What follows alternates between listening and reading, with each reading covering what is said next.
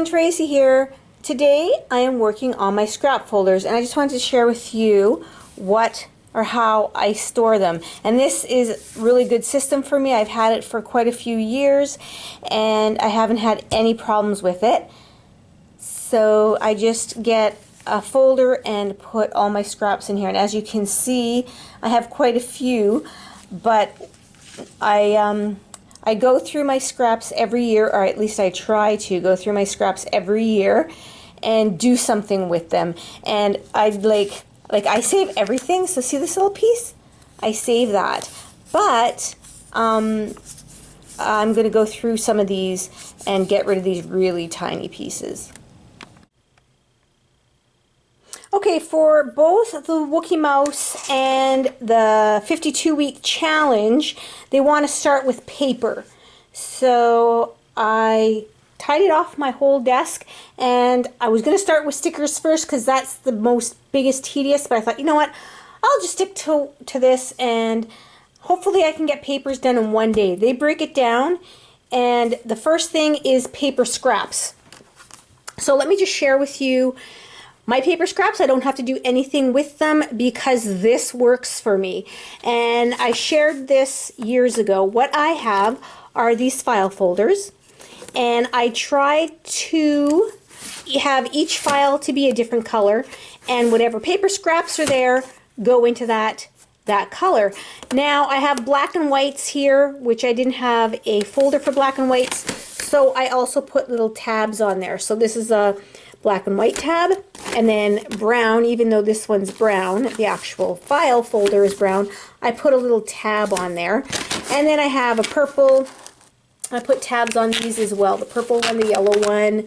I didn't have an orange one, so I put an orange tab. I didn't have a pink one, so I did the pink tab. The tabs look like they could probably be redone, but not a big deal. And these, like I said, work for me. And whenever my friends come, if they need a piece of paper, I'm like, go in the scrap pile.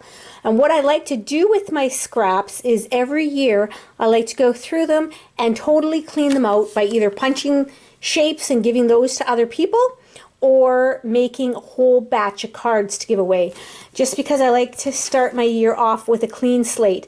And as you can see, it is the end of March, and I haven't cleaned these out yet. So I can get to that, but I'm not going to do that because this is just organizing, not using them up. And what I do is I have it in one of these legal size file folders, but I also keep that in a bag, and I'll show you that. So I like to keep the paper scraps in this and then put this in a bag because then it has handles and it's easier to tote around if I wanted to bring it to crop, which I usually don't. I usually leave it at home, but I just like that. It's easier to move around. And another thing I usually keep in the bag are my 8.5 and 11, 8.5 by 11 sheets of cardstock, because I usually don't use these. Even for cards I don't use these, so they're in here for any of my friends to use up. So this is what I do with my paper scraps. Done. I almost feel like I cheated because I didn't have to deal with this one, but that's a good thing. So I just want to show you that I did clean up my scrap files a little bit better, and I went through them and I did get rid of some of my little scraps. And I don't know if I mentioned, but I am using legal size files, so they will fit 12 inches this way. Not a 12 by 12 piece of paper because it's too high, but these are scraps, so they don't need to fit a full 12 by 12, but they fit the 12 by 12 this way just in case you have strips. So what I did was my files were good. The only one I had to replace was my Christmas one at the back because it had a big long rip. So I replaced that one and I re-stamped them, and I just want to share with you because I thought this was pretty cool. I used this stamp here from Stamping Up, and I thought it was really cool because look, it actually is a tab punch and it actually fits the tabs inside. I wrapped mine around, so I have them. Let's find a different contrasting color. Here we go. I wrapped mine all the way around so it's there, and then it tucks into the little tabs there. But I thought that was really cool. I didn't realize it fit, and I'm like, put it in there. I'm like, okay, this is really cool. So I'm going to put this back into my bag here. So here it is, all organized, all my nice paper scraps. And then I leave these 8.5 by 11 neon colored cardstock in here as well, because my friends can use it, because I'm probably never going to use it. And if I do use it, it's usually to do a cut on my Cricut, which I don't use that often, but just to make sure I have the right size.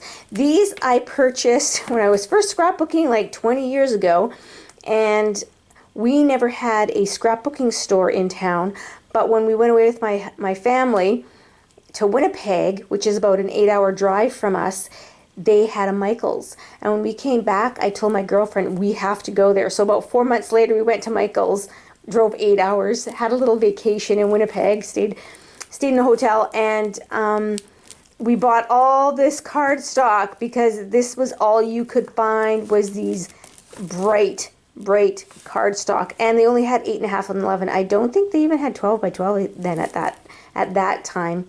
But anyway, yeah, so this is how I store my paper scraps, and it has been working for, I would say at least 5 years I've had it this way.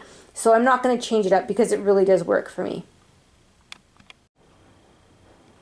So one last thing, I just want to share with you where I keep my paper scraps.